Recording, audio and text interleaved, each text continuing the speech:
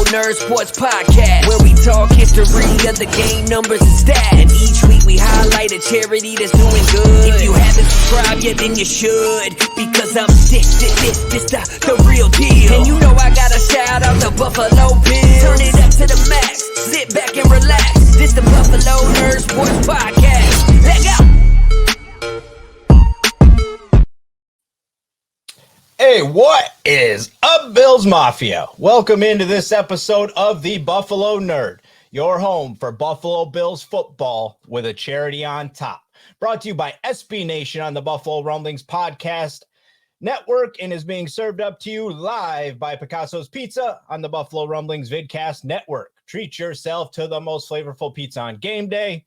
Picasso's, we are Buffalo Pizza, shipping local and nationwide. Order online at picassospizza.net. I'm your host, Colt Schroeder. First time here. Thank you for finding us. If you haven't already, like, subscribe, hit the bell, do all of those things that you've been told you should do every time that you like something. If you're already part of the Nerd Mafia, welcome home. So, a lot going on, right? We got some weather. Games are changing, moving locations. It's probably a good thing all this is happening so we can completely move on from what happened last week in the Heartbreaker. I mean, just a devastating loss. You know, it was, to me, when I started watching it, I was like, all right, here we go, right? We're back. We're feeling it. We're flowing. We're back in the action. Second half, holy crap. Despite all that, though, I really felt like there was a couple things that we should still applaud.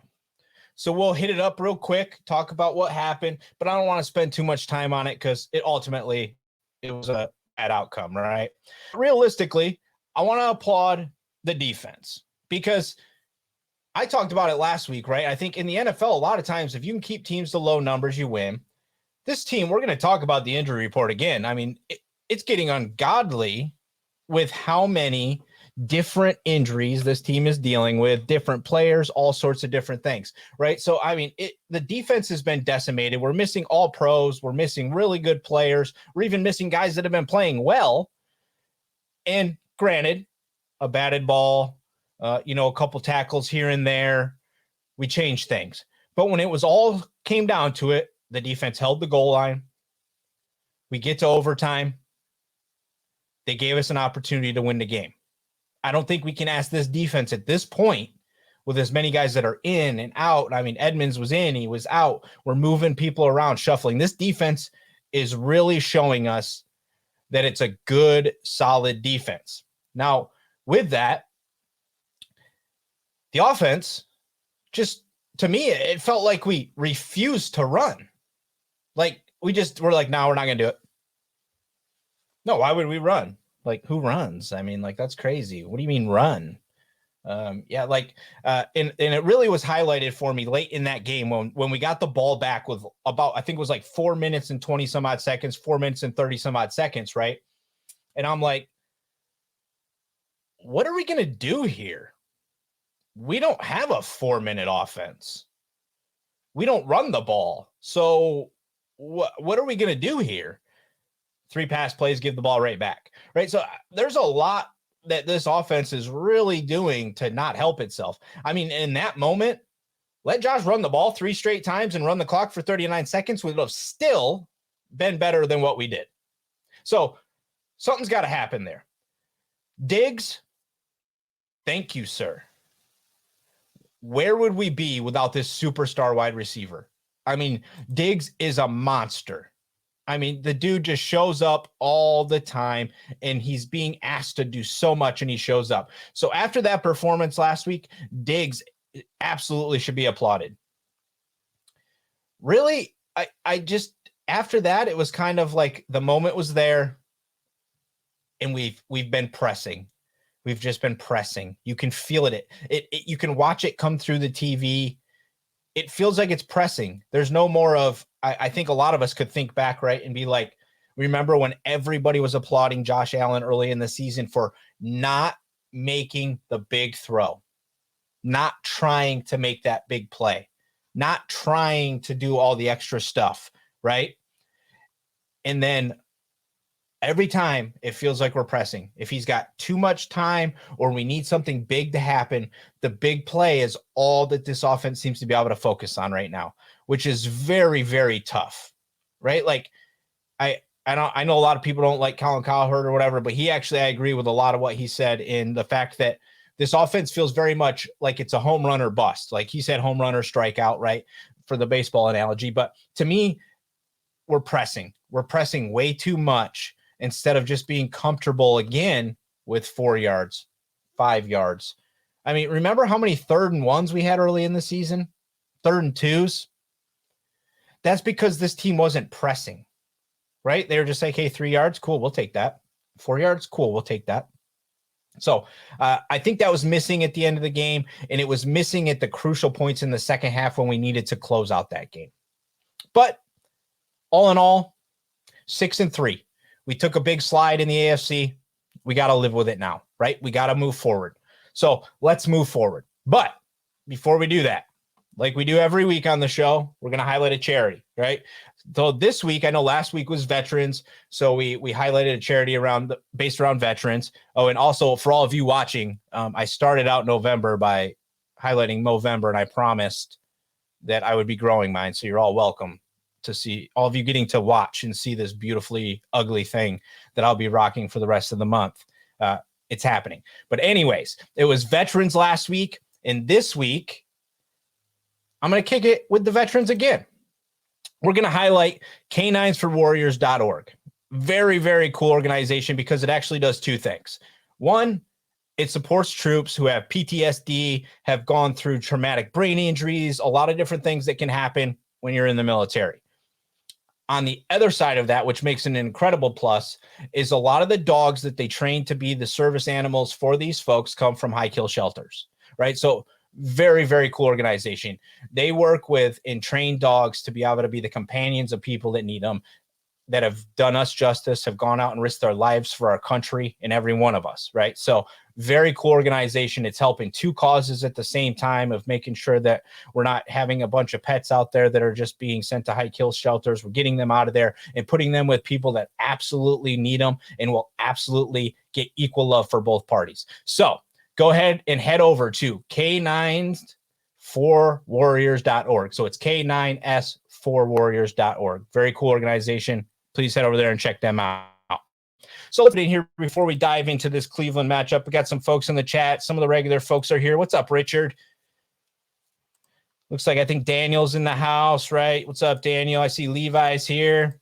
What's up, Levi? Welcome in, everybody. Glad to have you guys in here. Feel free to keep hitting me in the chat. Let's open this bad boy up as we dive into this thing. So first thing, let's take a look at the injury report that came out today, just in case anybody hasn't seen it. We'll put it up there on the screen for everybody. So we got Allen limited, Edmonds DNP, Elam full, Gilliam full, Kumaro, he went IR, Lewis DNP, Isaiah DNP. We got Milano with a full, Vaughn's good, Phillips DNP, Poyer limited, DNP out of Rousseau, Settles back full, and Saffold, nothing on the chart for today.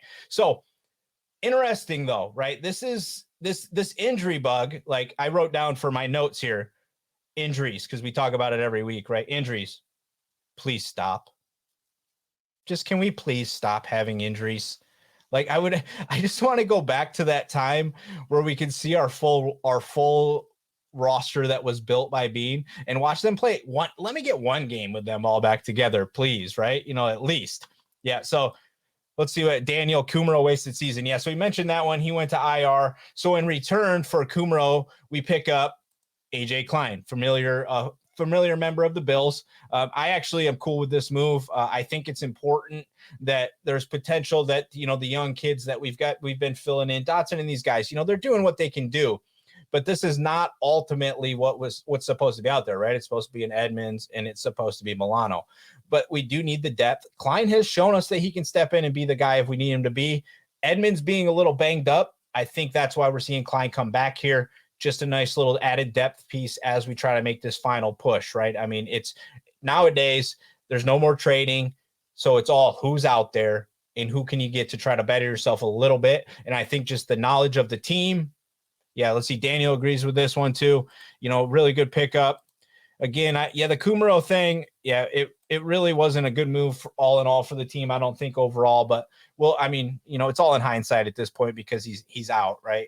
And actually, when he was on the field this last week before he was going out, it really highlighted to me that there's a problem at the wide receiver position of that's the guy we feel comfortable rolling out there a lot of the time, right? Like I don't think that's the guy we should have out there. So it's just one of those things. But these injuries, they're really killing us right now. But when you look at that and Kumaro goes, we're going to dive into the offense now because we don't have a lot of wide receivers all of a sudden, right? It's like this weird situation where we really only have like 4 to 5 guys that are actually played in NFL games, and we could probably call like legit NFL receivers. So that's a little bit of a concern for me, right? And this game, I'm going to be honest before I actually dive into the offense. I was very nervous about this game. I'm actually happy that the game is moving to the Dome because I was a little concerned to know which one of these teams was built better for the snow. And if I'm looking at it just from what I've seen so far, I would have to go with the Browns. I mean, they run the football. They could get in that grimy, nasty little game, right? But now that we've moved this to the Dome, not that their run game is really going to change, but it allows our offense to stay in the game. And I'm not sure what it was going to look like, even though weather reports were saying it was probably just going to be cleared up by then and we might have been fine, right? But there was a little concern for me in that regard, that of how that was going to look for us. But anywho, this is the first time we've played this team since 2019. All right. Cleveland is 31st in points allowed. Right. So an offense that's trying to find its way, I think it's found a team that it could try to re-find its way. Also, they're 19th against the pass and they're 23rd against the run. This is just not a very good defense, right? After our team put up the 30 points last week, right? So we come into the week second in points still. We're second in the pass and we're 10th in the rush. So realistically, we didn't have too much movement in what the offense is doing, even though we took another loss. Allen, I was just looking into this before we came on here because I started looking at it and I was like, wait a second, that can't be right? And then started diving a little deeper into it. So Allen has accounted for 24 touchdowns so far. The Cleveland Browns, by my account, and somebody in the chat tell me if I'm wrong with this or whatever, but the Cleveland Browns have 25 total touchdowns on the season. Josh Allen has 24. So offensively, this is not a game that we should feel concerned about, but you guys let me know that are here in the chat.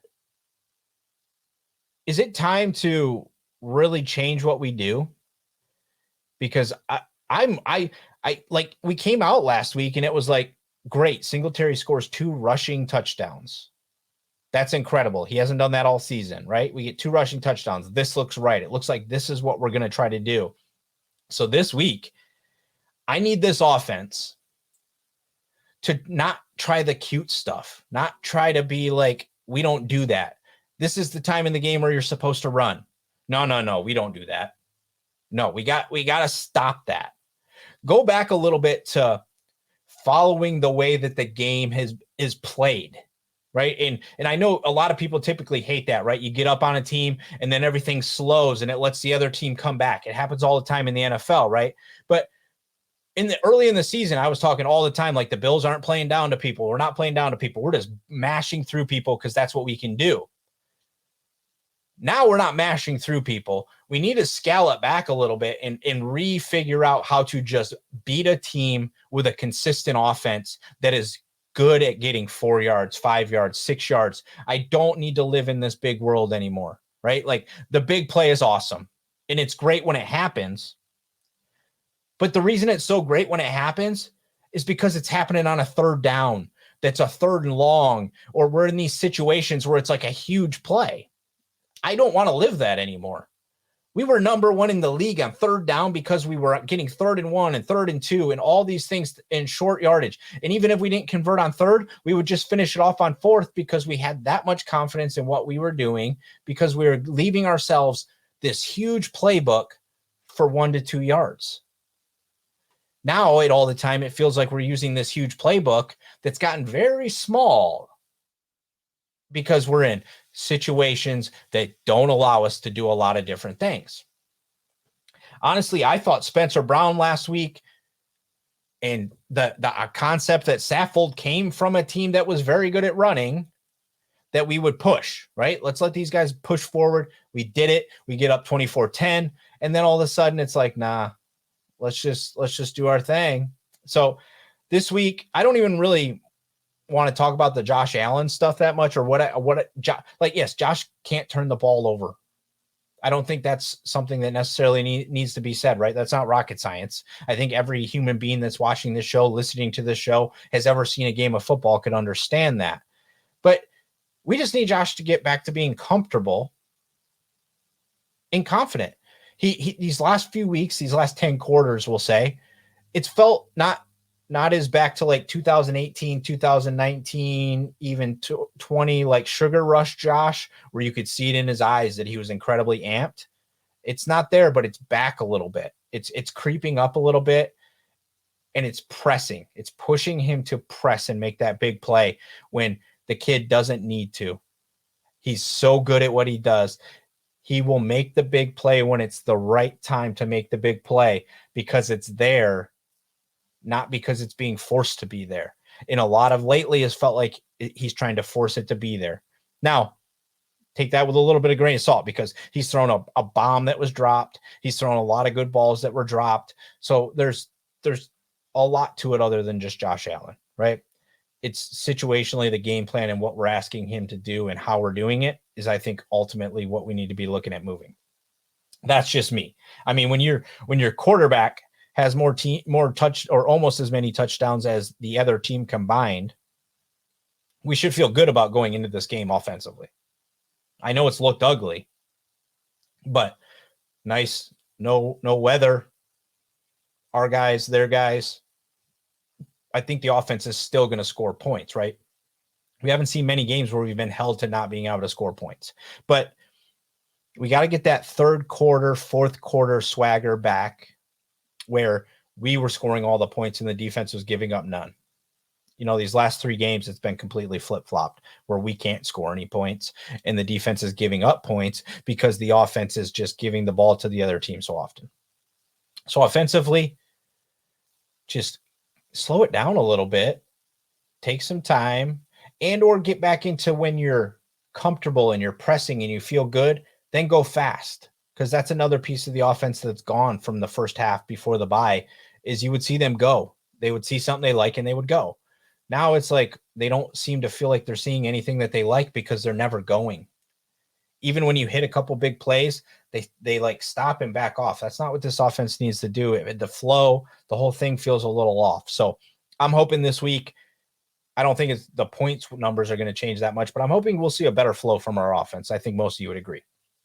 Let's get into the defense a little bit, because I hit it at the top, and it really felt like to me that this defense has not really done anything that is killing us, right? I mean, like I mentioned, and everybody heard Lewis after that game. And I want to let's talk about that for a second, because Cam Lewis hasn't really been talked about doing much safety work, right? I was hollering for Marlowe last week because I thought, Johnson had a rough game and let's see what Marlowe has. And then they come out of nowhere and they put Lewis back at the safety. I know he's done it before and he's been part of it before, but you weren't really getting that vibe that when they brought in Marlowe, it was going to be Lewis would be the next guy up, right? But yes, he said it after the game. It was a bad decision. I mean, you go up there, you knock that ball down, you're the same hero you are if you catch the interception, right? So, yeah. That's fine. There was some missed tackles. I don't feel like the defense finished enough. We were around Kirk a lot, but Kirk stood there, and he stood there and he stayed there, and he made throws that hurt us. We missed a little finishing on him, I thought. Vaughn, very nice game again. I think that we need to there's a little something missing, and that could have been Rousseau out. It could be a multitude of things, right? It's teams adjusting. It's teams seeing things. So we got to find it back out. But I think if we would have finished on him a little more, we would have flustered him a little more. But this is still a team that had 2 interceptions. They had some sacks. They had big plays when we needed them. And ultimately, it was a turnover in the end that cost it, right? So defensively, I don't really necessarily need to see anything different from them this week other than positive notes. Jordan Poyer has given us everything he's got. And I don't know if you guys saw this stat out there today, but so far when he's played, we're 5-0. When he hasn't played, we're 1-3. And the point differential is almost 5 full points when he's on the field. So he was back. He's only been limited this week. If we can get that man on the field, I like Hamlin. I think he is very good, especially if Poyer's there with him. So if Poyer's back, I'm excited and pray to the Lord and keep that man healthy because he is giving us everything he's got. And he knows that it's a moment that he needs to be back as a captain. There's a little flutter. The captain's got to rally and they got to bring it back because it's now or never, right? You can't slide much more. We went from 1 to 6 in the AFC after that loss, and we're 3rd in our own division.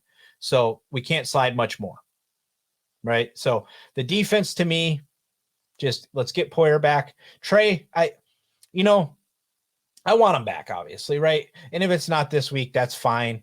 But the other guys were good when Poyer was there, right? So even if Elam's back and we're back with Dane and we're back with Elam, I'm okay with that if Poyer's back there, but I do want to get to the point in time here where we get Trey White back, right? Let's see. Roy Collins is in the house. What's up, Roy? Lewis not knocking down the ball was the least of the Bills' issues. Well, I mean, you can say that's one of the least of the Bills' issues, but if they knock that ball down in that moment, you get the ball right there with about 50-some seconds left. You're not taking the snap off the goal line.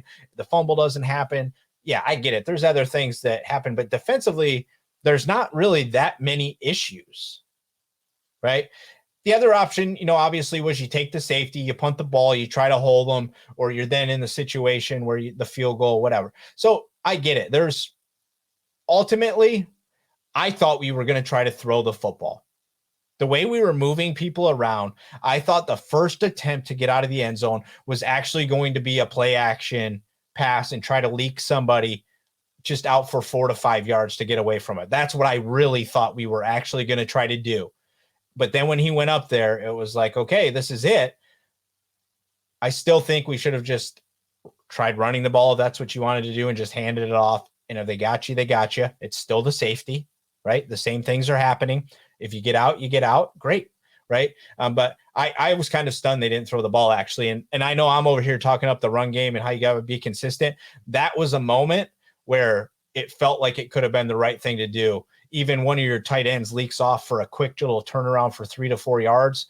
That could have been the difference. And I thought that's what we might have saw. But so for me this week, give us our guys back if we can get them back. Rousseau's not practicing. Edmonds is not, he didn't DMP again. I think that heals a problem right now for him. It's been mentioned in the chat. That's probably why, Klein's been brought back, and I think that's a great move. So for me, give me those 2 guys on the back end back, and I think we can live with the rest. But we got to tackle. Gaps and tackles this week is what it's all about. Jacoby Brissett is not going to burn the world down. He has 8 passing touchdowns on the season. He's got 2,000 passing yards right around there and 8 passing touchdowns. He is not going to burn down the Bills with passing. But Chubb has 11 touchdowns. So this team runs. There's still Hunt. Looks like Njoku might be back this week. I think he's a good tight end. He was getting 7-8 targets before he went out on injury. So he's definitely could be a very important piece for them, especially, if we're going to be hurting at linebacker, even though Milano is our cover back, which is also why I really love the Klein move. Because as long as you have Milano, I do really feel good about what the defense can still do because he's just an animal, that man is. So getting him back and having him out there is just, we saw it. When he's not on the field, it truly is a difference, right? So you got to contain your gaps and you got to tackle, right? We've been doing a very good job of getting teams to third down. We got to start converting those again on our end. right? But we haven't been leaving ourselves in the situations that we had early on. It's been a lot more third and short stuff. We're giving teams a lot more opportunity to hurt us. So this week, get the guys out there. Don't give up any big plays, no big rushes. We got to tackle. We hit our gap assignments.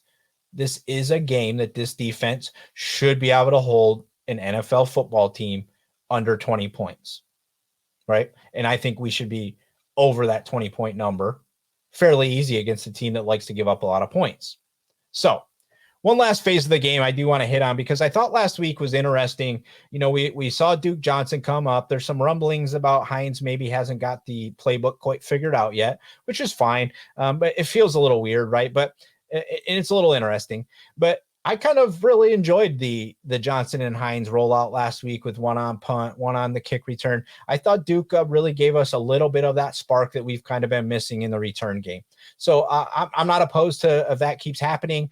We do have Stevenson now, who maybe he's the wide receiver we're waiting on for some reason. Obviously, he was going to be part of our kick return game, I think, but I'm a little curious if we're waiting on him as part of our, like, he's going to be a final piece to the wide receiver room, because he has not played many snaps in the NFL as a wide receiver. So that would be interesting. I would say he's probably easily more athletic than Kumaro, but I don't think he knows the game maybe as well as Kumaro. So that's an interesting piece. I think I saw it here in the comments earlier. Is the OBJ stuff for real? Should it really be something this team goes after? I think at this point, it's got to be something they're strongly considering, with only 4 wide receivers that have really played in the NFL. If you were to drop Gabe Davis right now, if he goes down hurt, something else, I mean, you're getting very, very thin. I know you've brought in Hines, who's a pass catching back. You've got Cook, who's a pass catching back. So you do have some alternatives, but those are not NFL wide receivers. Those are NFL running backs, right? So it's going to be interesting to see how this goes. For me, now we're in the Dome. I was going to pick us to win either way. You know, right now the number's been jumping all over the place because of the change in venue. The spread is still close. I'm seeing a lot of +8 right now. It looks like you can get some, looks like there's some 7.5s out there that you can get yourself into. So I think the Bills were still going to be the team that was probably going to be able to cover the spread. But in the weather, if they were going to be in a snowy conditions, I would have taken the Browns and said it would have stayed that close. Expanding this out and giving us a little dome atmosphere, if the team can clean it up just a little bit, I'm going to say Bills 28-17. I think that this is a game that we should be able to get out on this team. We just put the Vikings. I have a legitimate defense, and we just put up 30 points against them. This is a team that gives up the 31st most points in the league. So there is reason to believe we could excel past that. You know, the past game could just blow up. We've seen it blow up in different points during the season. It very well could blow up in the Dome against a team that's really struggling. So maybe that is all we need to do. But I've said from the beginning, when we're playing teams that we think we should beat, that we should be working on the things we're not very good at. And right now, we're not very good at just getting drives together, keeping flow, looking like a smooth running offense that can't be stopped. So I want to see us do that against a defense like the Cleveland Browns, who have shown everybody else in the NFL they're not that good of a football team. But 2 weeks ago, this team did beat the Cincinnati Bengals. They did get blown out last week by the Miami Dolphins, but 2 weeks ago, they did beat the Cincinnati Bengals. So if you're not ready and you don't tackle, you better be ready, is all I'm saying this week. Don't come in here trying to be all foolish. We got to get after it this week. And I agree with Jimmy a little bit here. Ain't gonna lie, I got the jitters this week. This is a game, right? Like, we've been seeing a little sliding. We've been seeing a little craziness happen for this team. So this is a game that we need to be incredibly ready for. And now it's going to be interesting, because this team's been thrown off the pace, right? We're not playing at home anymore. Now they got to quickly get ready to fly. Now Cleveland's was going to fly, right? They're just flying to a different location. So they're cool with what they were going to do. Their plan doesn't really change. So this is going to be interesting for this football team. And we definitely got to come out fast. We got to come out hot. We got to come out ready. So I'm going to take Bills 28-17. That's going to do it for this week's show. Now, before I get out of here, everybody that's in this room right now, in exactly 29 minutes, you better be back here, because 3-Man Rush with Jerry O and Sarah Larson is going to be coming on. We got all the matchups coming. We got college football, Bills, we got Bulls, we got Qs, we got top 25. So when this one's over, make sure you guys head over there and check out what we're up to later on, starting at 6 o'clock. Please make sure you like, subscribe, hit the bell, do all those things. Share this around to your friends. All of you are appreciated. All you guys that come and hang out with me every week, I really appreciate you guys. All of you listening, appreciate you as well. Go Bills, of course. Richard Rush says he'll be back. Of course, Richard will be there for us. I'm sure Daniel and all you other guys will hop in there with us too. So we'll look forward to chatting with you guys here in a little bit. Please make sure that you do go over and check out K9sforwarriors.org. Very cool organization. Again, that's K9sforwarriors.org. And of course, go Bills. Make sure you leave a review and subscribe so you never miss another episode. We'll see you next time. Leg out!